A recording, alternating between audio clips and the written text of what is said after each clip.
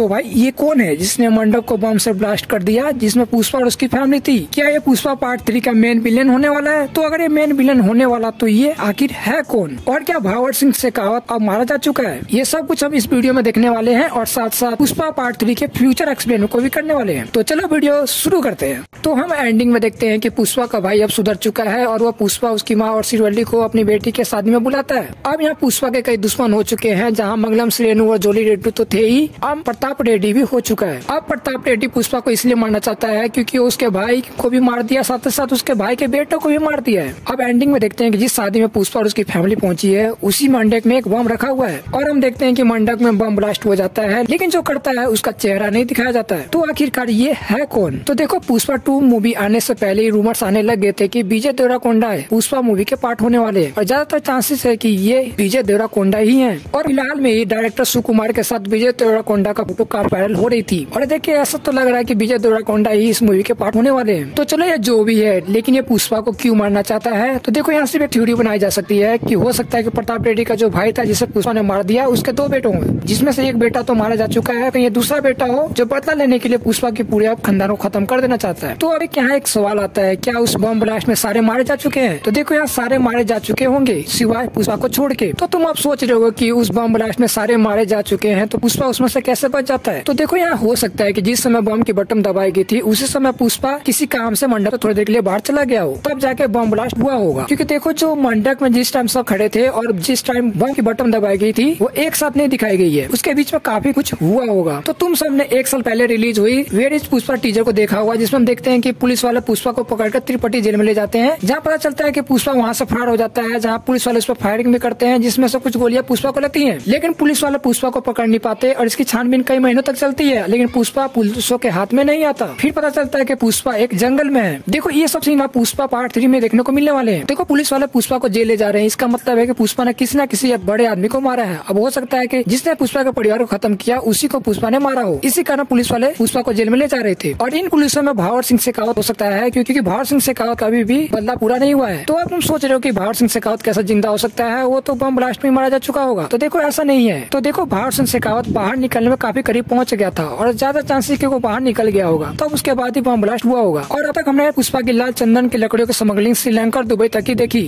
अब पुष्पा पार्ट 3 में पुष्पा का स्मगलिंग जापान में दिखाया जाएगा। अभी तो इस मूवी में सिर्फ जापान के फाइट सीन दिखाए गए थे। इस फोटो को देखो जो इस मूवी में अभी दिखाई नहीं गई है और यहाँ पुष्पा इस जापानी बंदे से कुछ डील कर रहा है। तो भाई लोग, इस ट्रेलर के कुछ ऐसा सीन है जो इस मूवी में हमें दिखाई नहीं गई है और वेयर इज पुष्पा वाले टीजर भी इस मूवी में नहीं दिखाई गई है। बड़े देख हिसाब से पता चलता है कि पुष्पा पार्ट 3 की कुछ शूटिंग कंप्लीट करी जा चुकी है। तो देखते हैं मूवी कब तक आती है। बाकी तुम्हें ये वीडियो कैसी लगी कमेंट में जरूर बताना और ये बताना कि तुम्हें क्या लगता है कि उस मंडप को बम से किसने उड़ाया है। तो वीडियो अच्छी लगी हो तो एक लाइक करना। मिलते अगले वीडियो में, बाय बाय।